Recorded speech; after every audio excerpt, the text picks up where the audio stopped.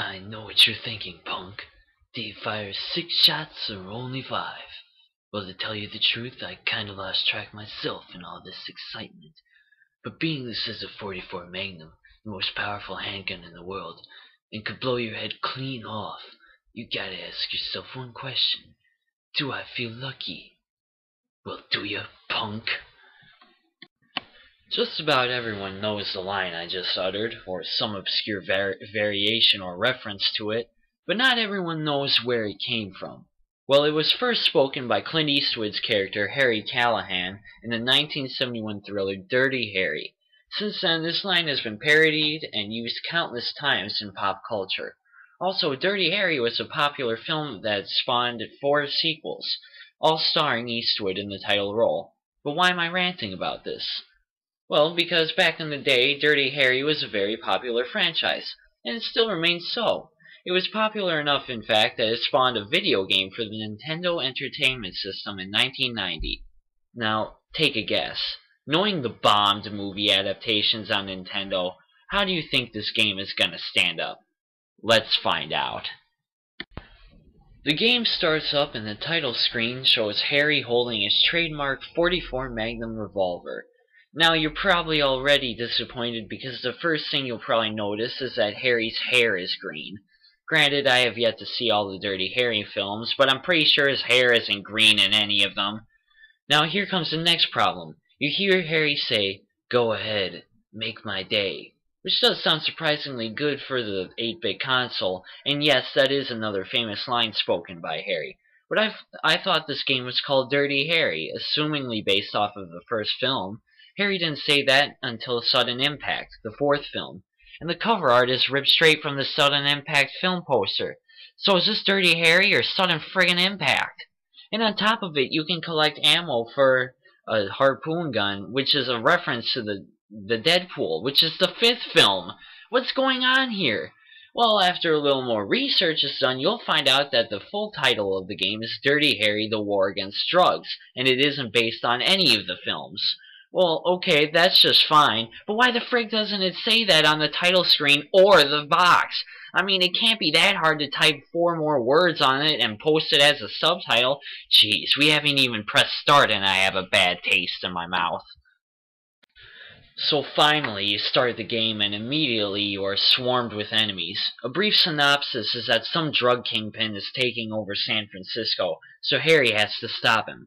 Nothing special. B button punches, up and B performs an awkward kick, down crouches, start pauses the game and brings up your inventory screen, and A uses your selected weapon, which starts you out with the Magnum.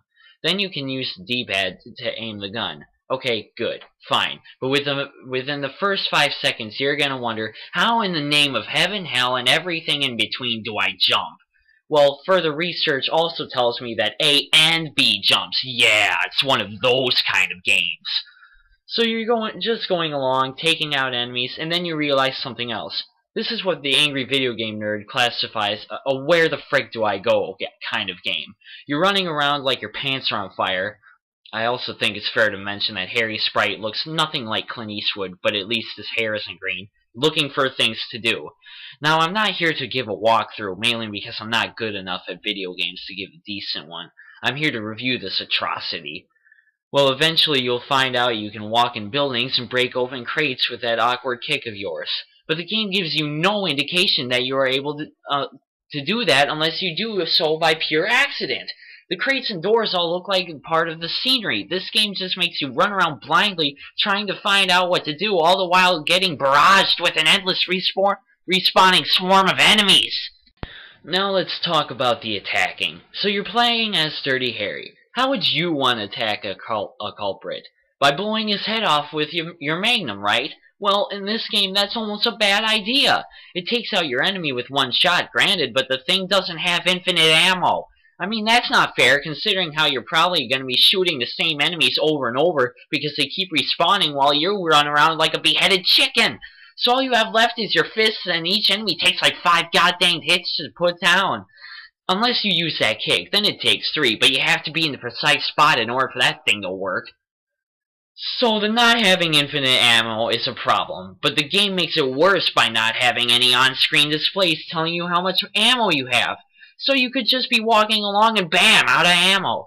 Guess that guy was feeling pretty lucky, so you have to constantly pause to see how much ammo you have left.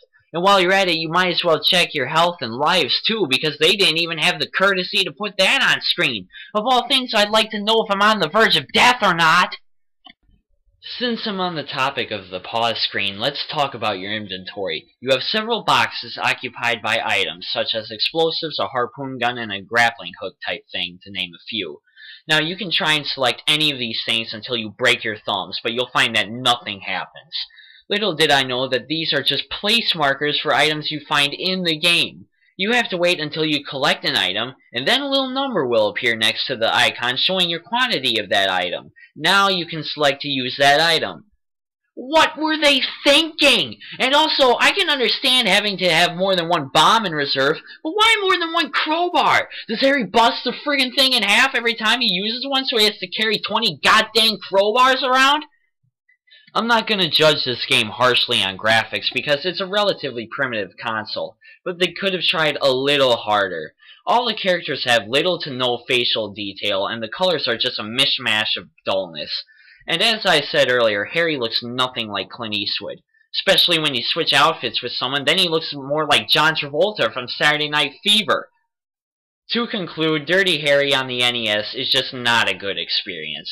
It's awkward to control, unrelenting in difficulty, and is just too cryptic to want to play through.